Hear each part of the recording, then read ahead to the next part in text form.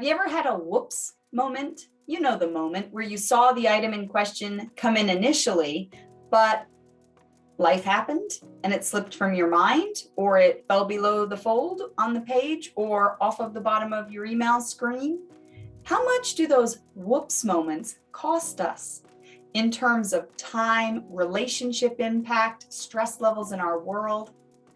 The first step of the GTD core model, capture, is designed to prevent the whoops moments. Capture is all about building our confidence that things aren't slipping through the cracks. There are two really big ideas that come from capture. One is to get things out of your head. The second idea is to funnel all of those inputs that come your way in life to a few key capture tools, ones that you trust your eyes will be on every day. That funneling idea, that was a revelation in my world. So I'm going to offer two questions to you so that you can put that idea smartly to work in your world too. Idea number one, where are your leaks? Where do the whoops moments happen in your world? What types of inputs are the ones that tend to fall through the cracks for you? Question number two is, once you identify those leaks, what simple behavior changes can you make to prevent the leaks, to funnel those things to a few key capture tools that you trust your eyes will be on every day?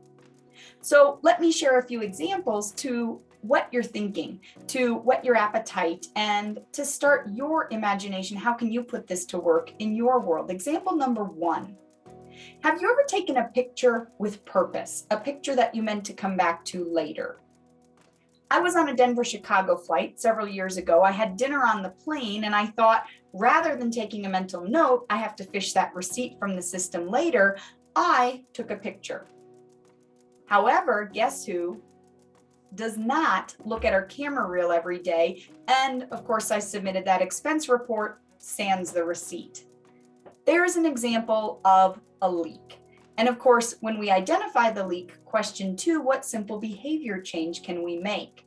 Fast forward, I was on yet another flight. I took yet another photo of the receipt. This time, I hit forward to my professional email account, which is a capture tool I trust I'll look at every day. Example number two, I never asked for another inbox when I joined social media, but Facebook Messenger became just that. And I have family in Australia who find me there routinely. And yes, I do see those messages when they initially come in, but I have zero discipline around going back and looking. And that's a leak for me. Relationships suffer. So I've changed my behavior such that when those messages come in, a quick copy, paste, and forward to my personal email inbox, another trusted capture tool in my world, ensures that I see those and respond in a more timely manner. Example number three. Let's take a different direction. Do you get text messages every day? Do you have a discipline to go back and check those messages every day? If you said, well, yes and yes, chances are good that text message is a trusted capture tool for you. If you, though, like me, said, well, yes, I get them, no, I don't necessarily go back and check, what behavior change can you make? For me, I see a message come in, copy, paste, directed to the appropriate email inbox. I feel much more confident things aren't going to slip through the cracks. Final example. Have you ever lost an actionable item in a sea of meeting notes, physically or digital? I know I certainly have.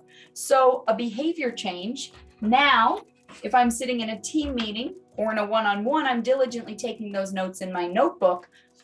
Though when an actionable item pops, I'll pause, grab my sticky note, and I'll isolate the actionable item there. And then, of course, I go back to my notebook until the next actionable item pops, and to my sticky note it goes. When I'm finished, that sticky note is going to go in to my physical you guessed it, another trusted capture tool for me, where I trust my eyes will be on every day. Simple changes, big impact.